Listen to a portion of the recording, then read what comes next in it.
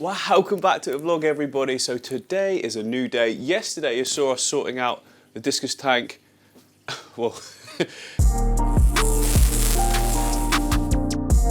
and the cichlid tank behind me, but there are so many different tanks in the studio that need attending to, not least of which is this little rack behind me, which is actually doing really well. So yeah, the new tank that we even set up down here, doing great. There's a little bit of green spot algae. I don't know if the camera's going to pick it up, but all on the glass is about a green spot algae. The shrimp tank we've got over here, look at that blue. Look at that blue dream shrimp. Looks so good, right?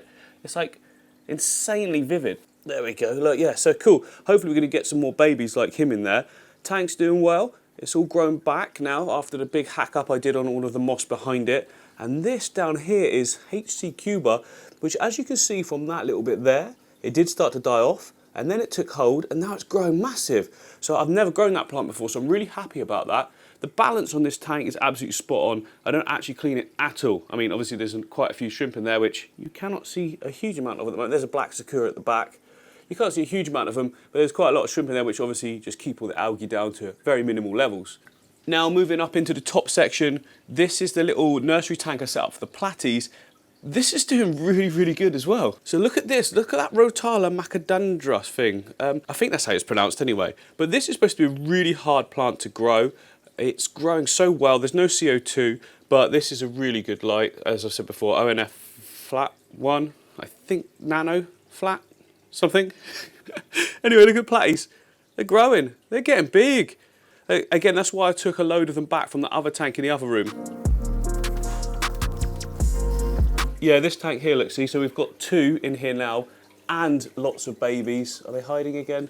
Well, yeah, I showed you yesterday's video, not yesterday, day before, all the babies that came out of this section once I pulled up some of the moss, they're all hiding amongst it. So we've got so many platies right now, that's why I had to take a load back, because I want to see the babies grow up because it's fun. But yeah, this, nearly tripped up. But this one over here is fantastic. It does need a little bit of maintenance though, not a lot. It's doing really well. Like we're starting to get the, what's that called? Micranthium umbrusula. It's basically like big pearlweed, but it doesn't grow as fast or as small. It's nothing like pearlweed. Anyway, it's growing horizontally, so it's spreading runners out along the sand down here, and as a result we're getting some really good growth going. Some bad leaves and that. Some of the stuff needs tidying up, like the duckweed. I want to keep that under control because it's going to go crazy, and give these little ones a trim as well because they're taking right over. The filter's just hidden behind it. But the Rotala HR in the background, that is doing great, which is awesome to see. It's the first time I've had HR grow that fast and that high, that quick. Fast and quick is the same thing. I am aware that I just said that twice. Next to us, though, we've got this little nano no filter tank that I set up ages ago, like 6 months ago. It's become pearlweed. We're trying to get rid of all the pearlweed, remember, because we've had enough of it. So I'm going to be breaking this one down, putting it back to a start, and I'm going to do something cool that I've never done before.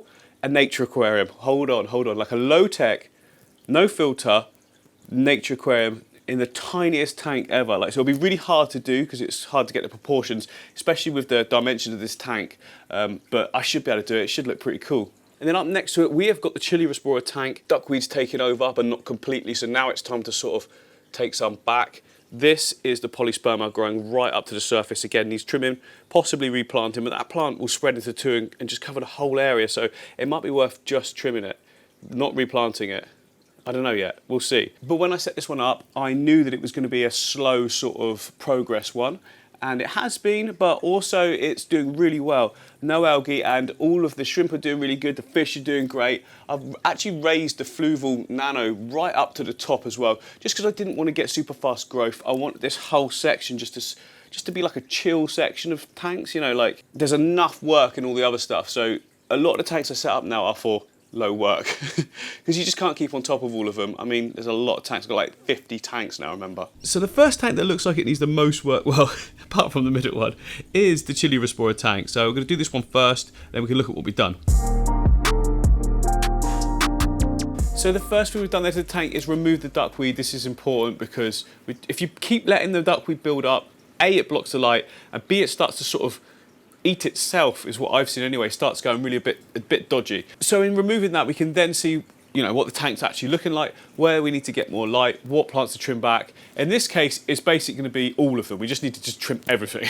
But like I say, it's important that we do trim it all back because it's just going to get overgrown in no time, unmaintainable, and it won't look its best for a few weeks, but then when it starts to come back again, the trimmings after that, it's already dense, so it does look actually quite good. But next up, plant trimming. Now, we've got a lot to trim. Look, most of it's, well, a lot of it is growing out the top. The Hygrophila polysperma is growing out the top. Now this stuff converts to being out of water just like instantly, and it always looks so good. Like that's out of water growth there.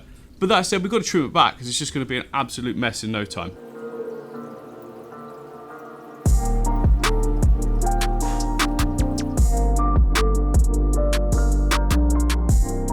Right, the trim up is complete. We've trimmed right back. It's looking really good. I'm not as disappointed as I thought I was going to be. I hate trimming stuff back. I always feel like you're taking a step back and it looks ugh. But this time actually I think it looks really neat. But we've got a good bonus. We've got a load of plants now that we trimmed out that we can put back in. I don't want to put the Hygrophila polysperma back in because it's just big. It's just a big old plant.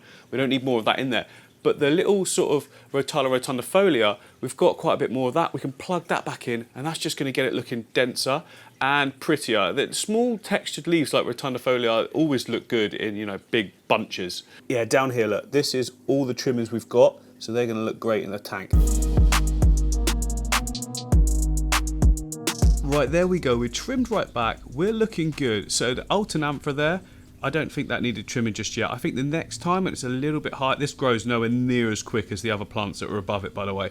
So only trim back and plant in the next time, I think. So this S. repens, again, I want a little bit more growth before I start to give that a little trim, because that one it doesn't spread out extras. You just have to trim it, plant it, and eventually you get like a nice sort of carpet going on. But I'm really pleased because I have never had the plant grow as well as this so far. So, oh, hello. This is such a good looking shrimp, isn't it? Look at it. Yeah, the Hydrocorp Japan that it's now climbing on, that's creeping forward and it's crept back. So it's covering up those cracks, which looks so cool and natural the way it's growing into them, doesn't it? And on this side over here, it's sort of doing the same, but it's just filled out that big area there, which I'm really happy with. But overall, we're more dense now. This area of Rotala back here is just all packed in. That's all going to start growing up and filling that whole section in the next time. Again, these ones here I've left this Rotala rotundifolia in the middle because I didn't want them to sort of just be flat there. I want to give it some detail still. But yeah, fish are doing good. Where's the rest of them? There's only two there now. Oh, there we go. They're dotted about. A couple hiding probably as well, but so good. Tank probably needs topping. No, I like to keep it at that level, to be honest. I always leave about an inch. It's just good for safety. But yeah, tank spot on.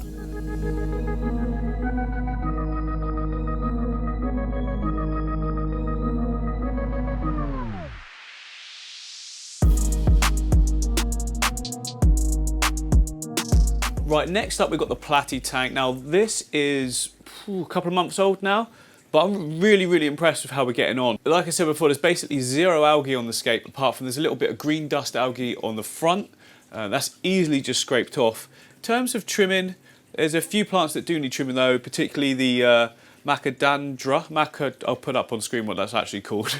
And some of the taller HRI in the background, we can trim that up and replant it as well. It did recently have a water change, so it doesn't need that. But all these tanks have had recent water changes, that's why I'm not changing any of the water of them, guys. It's just a case of trimming the plants, scraping back any algae that's needed, and then scooping out any bits that we've trimmed. But yeah, they're all settled enough now that they don't need like really regular water changes, probably once a week at the moment, if that on some of them. Like this one here has probably been about 3 weeks. Looking good though, right?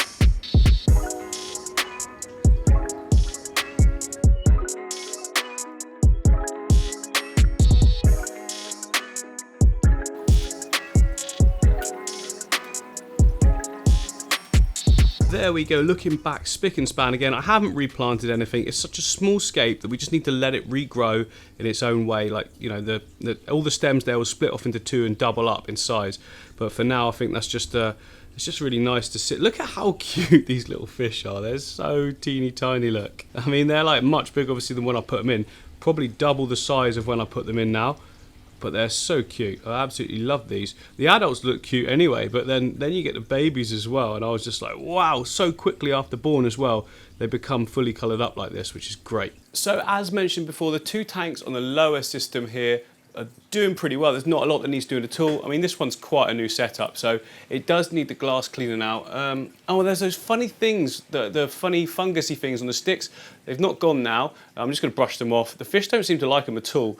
Other side though, we've got the cherry shrimp. That tank is just perfect at the moment. Doesn't need anything done to it. It wasn't that long ago I actually done a full trim up, water change, all that sort of thing anyway. But this one just needs just a few little details sorting. Right, the easiest way to do this is one of these. It's like a little razor scraper thing. You can get them online. They're cheap as anything. You can get them from like home improvement stores as well.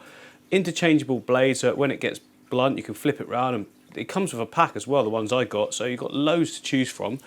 Okay, watch out, little buddy. Simple. And these little nano tanks, you haven't got a lot of room, have you? But you can go up and down and just keep working it. You won't scratch the glass. Look, there we go. It's all coming off now.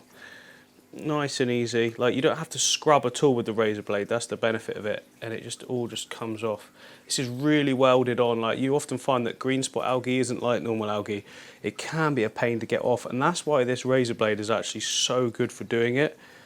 Okay, so like if I was scrubbing this with like a, you know, like an aquarium cleaner, it'd be here forever, and even then you probably still wouldn't get all of it off. But like with this, there we go, it's 3/4 done already. We're looking pretty good. Right, there we go. That's most of the green spot algae taken care of. I've probably missed a few spots. You always tend to, but you always go back and clean it. I'm going to give the substrate a little bit of a shift up in a second, but now let's get on to that fungusy stuff. Oh, it's horrible.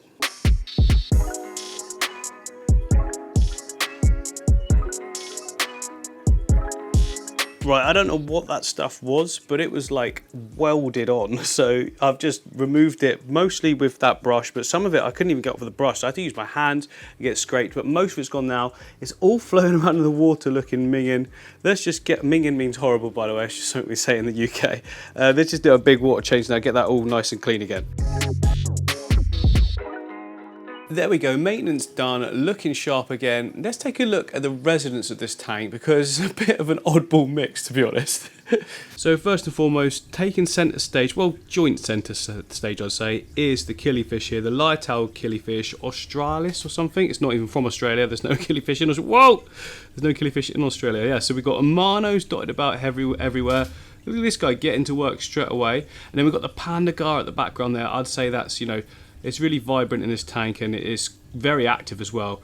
Going over everything, just cleaning more algae for me, thank you very much. And then on the flat surface here, look, you can see the Borneo sucker or hillstream loach. I mean, apparently there's different variations or whatever, but to me it's a hillstream loach. Very pretty little thing, isn't it? Look, seems to like this aquarium. Again, they like areas of lots of flow. There isn't a huge amount of flow in this tank, but it's not a problem. They can do well in both, but you know, this will be temporary. I'm just waiting until I get a tank at some point with fast flow, and they'll definitely be going in there. I think I've got about 3 or 4 in here, somewhere dotted about, something like that anyway. I've got a ton of amanos because one of the tanks I broke down recently had way more in than I thought, so I moved them all across to here as a holding sort of for them, and that makes sense as to why there is no thread algae anywhere. The only algae we did have was that stuff that was on the front glass, the, you know, that green spot algae, and I don't really think anything's able of cleaning that, to be honest. Like, even on my tanks where I've got loads of plecos, or bristlenose plecos anyway, they can't even clean that off the glass. So it's just one of those weird ones. It feels like freshwater coral, do you know what I mean? A coralline on the back of the saltwater tank you normally get. It feels like that, but for freshwater, because it's so gritty when you're trying to sort of scrape it off. But never mind, it's all gone now. This guy's so fun to watch. When I'm actually sat here, I'm normally got my computer desk in front, haven't I? And I can always see him peeking through, just trying to take a little look at me. And then there's the clown killifish, or the rocket killifish right above, still doing well. So yeah, he's really cool. Again, I'll get a few more. If I ever go to the shop and see more of them, they're quite rare in my area. Don't see them often. I'll get a few more and do a separate setup for them. I did take them all back, you see, because I didn't have anything sort of ready for them at the time when I changed a few things. And this was the one that was still in the tank that I thought I got them all out. So normally what I do, if there's one surviving, I keep them. This is the oddball tank. And yeah, it's still quite fun. I love the variety, to be honest. Some people like fish tanks that just have one kind of fish in. I'm one of those that just loves a community, no matter what sort of type it is, or you know, the kind of fish. I don't care, as long as they're able to go together and you know, it's good for them. Then I just love seeing lots of fish. Don't get me wrong, I do see the beauty in one sort of type of fish in Escape. I think it looks nice. It's a very good, I don't know, centerpiece for say a living space or professional area, but in terms of actual enjoyment, just stick everything in. Kitchen sink, let's go. It's just far more different things going on then, isn't there? Like this, look at how much action we've just got going. Hello, things popping up everywhere. And then the boss, I say boss, he's not aggressive at all, so, oh, love it. And of course, as I said at the start, the shrimp here doing absolutely fine. I don't need to touch that tank at all. Sometimes it's better just to not upset the balance. The water certainly doesn't need changing. Everything's clean, so if it's not broke, don't change the water and stuff. But yeah, that's the whole system taken care of. The whole rack back to looking good. No, not the whole rack. I'm still forgetting that single one, aren't I? But that's coming in another video. Going to do a cool little scape for that one. Like I say, a mini nature aquarium. How cool would that be? I mean, quite often a lot of you might look at these nature aquariums like on Amano's and some of George Farmer's ones and think, well, that's great, but there's a lot of cost involved in all that with the specialist wood and the plants and stuff. If we can do it on a much smaller scale, that'll actually hopefully get you into doing it, enjoying it, and then you can sort of step up from there, go to maybe a 60 centimetre tank, a 2-foot tank, and then, you know, the sky's the limit after that, isn't it? Anyway, I hope you've enjoyed this one, learned a few tricks and tips along the way. If you have, hit the like, subscribe button for me and the notification bell, and I will see you on the next one.